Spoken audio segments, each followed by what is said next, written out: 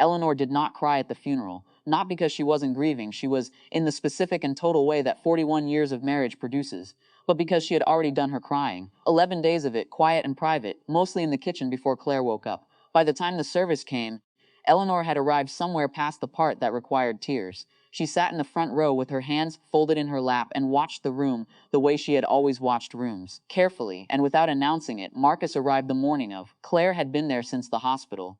She had learned which drawer stuck, which window let in cold air when the wind came from the north, which neighbor would bring food without being asked, and which one needed an invitation. She had slept in her childhood bedroom and woken each morning to the sound of her mother already downstairs, already composed, already folding her hands around a coffee cup like it was something she needed to hold on to. Marcus's flight landed at 8. He was at the house by 10. He hugged their mother the way someone hugs a person they haven't thought about often enough, brief, well-intentioned, faintly guilty. His suit was pressed. His carry-on looked expensive. Within the first hour, he had walked through 4 rooms of this house with the quiet attention of someone doing an appraisal, though Claire was probably being uncharitable. She tried when she thought about Marcus to extend that charity. It didn't always reach. At the reception following the service, she watched him move. He was good in rooms, always had been. He found pockets of conversation easily, knew how to make strangers feel briefly important, their father's former colleagues, the neighbors who had known the family for 20 years. Old friends whose names Claire could only half remember. She didn't begrudge him the ease of it. What she noticed twice was the small motion of his hand, reaching into his jacket, producing something, passing it over with a handshake. She was across the room both times. She couldn't be certain. She told herself she couldn't be certain. She didn't say anything. She thought about it the way you think about stepping onto ice you're not sure will hold.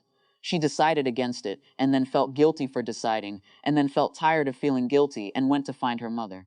Eleanor was sitting near the window, hands folded. The conversation at the kitchen table happened the night before the funeral, which put it, in Claire's memory, in a strange suspended place, not quite before, not quite after, somewhere in the middle of a grief that hadn't finished yet. Marcus had a plan. He explained it the way he explained most things, with the confidence of someone who assumes the conversation is a formality. Sell the house, fair split. He had already spoken to a contact, he used that word, contact, in a house where his father had died 8 days earlier, about estimated property value in the current market. Eleanor listened. She nodded once, slowly the way she nodded when she was not agreeing but was not yet ready to say so. Let's talk, she said, after everything settles. Marcus took this as agreement. Claire, who had spent 11 days reading the silences her mother produced, understood that it was not.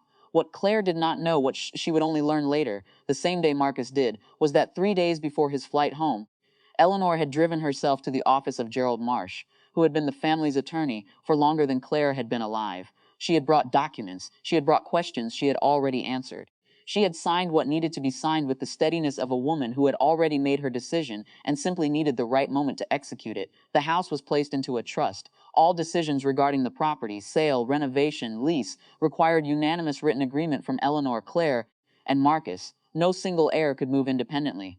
Gerald had explained this clearly. Eleanor had understood it clearly. She had driven home, made dinner, and said nothing to Claire that evening, except that the window in the guest room needed weather stripping before winter. 2 weeks after the funeral, Marcus sent an email. It was thorough. It included a suggested listing timeline, a price range supported by 3 comparable sales, and the name of a real estate firm he had spoken to informally. He CC'd Claire, Eleanor, and Gerald. Gerald responded the same afternoon. His email was 4 sentences.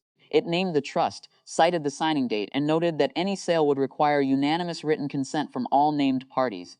He offered to schedule a call to review the documentation at everyone's convenience. Marcus called Claire that evening. His voice had the quality of someone who had prepared for a different outcome. He used the word blindsided. He used the phrase out of the loop. He asked if she had known. I found out today, Claire said. Same as you. A pause. Did she tell you why she did it without? She didn't do it without anything, Marcus. Claire kept her voice level. She made a legal decision about her own house. She didn't need to ask. Another pause, longer. Then, I'm not saying she didn't have the right. I know, Claire said. But that's what you meant. He didn't argue, which was, in its own way, a kind of answer. Eleanor never mentioned the trust to Marcus directly. When he eventually called her, his tone recalibrated, more measured. She listened to his concerns about the process, about timelines, about what moving forward might look like. She told him she wasn't in a hurry, that the house had been there a long time and would keep it, that she wanted everyone to take their time and do this thoughtfully. Her hands, Claire always imagined, were folded.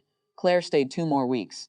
She replaced the weather stripping on the guest room window. She learned which bills came in paper and which were automatic, which pharmacy her mother used, which neighbor had a spare key. She didn't think of any of this as winning. She didn't think her mother would use that word either. What she thought about sometimes was the image of Eleanor driving herself to Gerald's office 3 days before Marcus landed. Not in anger, not in preemption, in clarity, in the quiet and total knowledge of what her husband would have wanted, what she herself had always intended, and what she was still, fully and completely, capable of deciding on her own. The house stood. The kitchen drawer still stuck. The hallway still creaked in the same place near the third board from the landing. And some mornings, Eleanor sat near the window with her coffee, hands folded, looking out at nothing specific, or maybe at everything. Claire was never quite sure, and she had learned by then not to ask.